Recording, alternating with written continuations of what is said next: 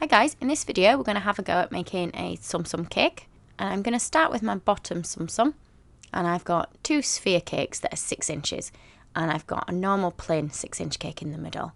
Now they took a while to bake the sphere ones, with them being quite deep in the middle, so they're a little bit caramelised on the outside. We're going to be stacking them around the middle one, so I'm going to half my centre one, and we'll just put a little bit of buttercream in the middle like that. Put a little bit of buttercream on the top, and we'll stack our first sphere on top of that.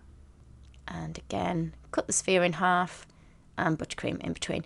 I'm keeping it reasonably thin with the buttercream because I don't want it to bulge out on this one. And I've got a large bubble straw that I'm just going to push down through all of those because I don't want them to come apart when we tip it up, because it's actually going to be sitting on its side like that. I'm going to buttercream in between my second sphere. Just get rid of those bits off the edge that's poking out. We'll turn this on its side, we'll get a bit of buttercream on the underneath of this. You'll see I make a huge amount of mess. And we'll place that on the end like so. And I'm going to push that bubble straw now all the way through so that it will hold all those cakes together. And I want to leave part of it sticking out. At the moment it's going to roll about a little bit, so we're going to take a slice off.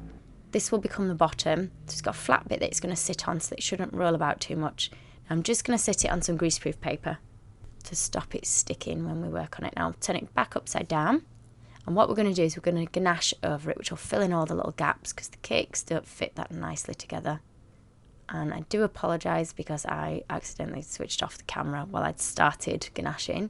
There's a recipe for the chocolate ganache in the description box below. I've made a dark chocolate one for this, and I've literally just covered the entire thing in the chocolate ganache, starting at the bottom, and then I turned it upside down so that the bottom is now on the bottom of the cake. Try and get it as smooth as you can. Now for my next Tsum Tsum, we'll do this one while the other one's setting. I've got 2 sphere cakes. These are smaller spheres, so these are 4 inches wide.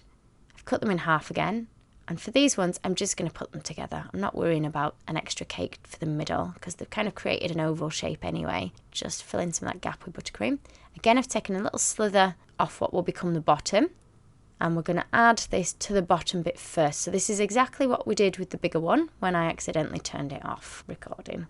Turn it onto the bottom, and then we're going to put the chocolate ganache all over.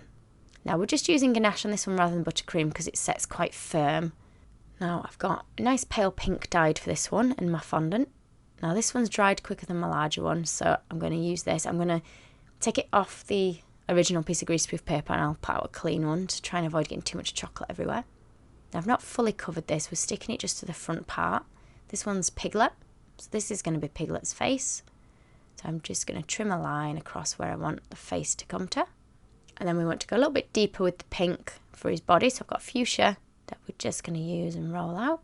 Got a little bit of chocolate stuck in there, so we'll try and cut that bit out. Oh, I've got it just near the front, we'll try and rub that out shortly. Match those lines up together and then we'll push that around the cake, giving it a gentle push. Try and press out any creases. We'll trim the extra off, leaving a little bit to tuck underneath the cake all the way around. And I'm just going to use the back of the knife to put some lines in, because it's got some little lines running along his top. Or you can use your finger if you don't want it as deep. It's going to need some little feet, so just roll some little balls and we'll pinch one end. These are in the pale pink. Pinch one end flat and we'll just push those under either side at the back, and we'll also do the same at the front. You can just see them peeking out there. And again, we've gone for a slightly brighter pink, although this pink's slightly lighter than the outfit. Try and create a rough triangle shape, and we'll just push that on the front where his nose would be. Now we're going to do 2 ears. Now I've got quite a bit more of my fondant here, so it's quite chunky, and I've created a bit of an oval that's slightly pointy at either end, and then we've trimmed that in half, which will become each ear. Just play around with the end of the shape of it a little bit and use a little bit of water to push that on in place. If they're too big and heavy, you might find they slip off. They look to be staying. And I've got a brown now for the eyes. You just want one little ball of brown for one eye, and then we're going to roll along snake shape for the second one, so it looks like he's winking, and we're going to fold that in half so it looks like an arrow, and we'll push that in place. We want 2 tiny little pieces for the eyebrows. If they don't stick, just use a little bit of water behind them to push them on, like that. And he doesn't have a mouth on the Tsum Tsum, and I'll make a move on my top Tsum Tsum. This one is just made out of icing, so this one's just fondant. We're going to create our little Tsum Tsum body shape, and then we're going to stick on 4 little legs in the grey. I've just got a little bit of turquoisey blue. I'm just going to cut a little piece out for his nose and mouth at the front. Push that on in place. And we'll make him some ears. So roll an oval. Give it a bit of a squish flat between your hands. We'll do the same in pink. Slightly smaller. And these will just go in the inside of each ear. You don't want to go too big with the ears. Just push an indent in with the paintbrush and a bit of water. Fold it at that one end. Do the same with the other one. And my fingers are covered in food colouring. And we'll just trim the ends off so it gives us a nice flat surface to stick onto the Tsum Tsum. Now I've just used fondant. If your fondant isn't keeping its shape, you can either add a bit of Tylose powder to it or add a little bit of modelling paste to it and it just firms it up a little bit. There he is so far. I'm just going to put a little line up the front of him and down the back. And we want some tiny, tiny pieces of brown that were left from Piglet's eyes. And we're just going to put the detail in now on his face. So a tiny one in the middle of the nose, a couple of small ones either side for the nostrils. And I'm just going to put water where I want them to go. We're going to do a couple more really tiny ones for some stitching on the front of his face. And for the eyes, we're going to do him closed eyes on this one. So we're just going to roll a thin piece and we'll give it a bit of a curve.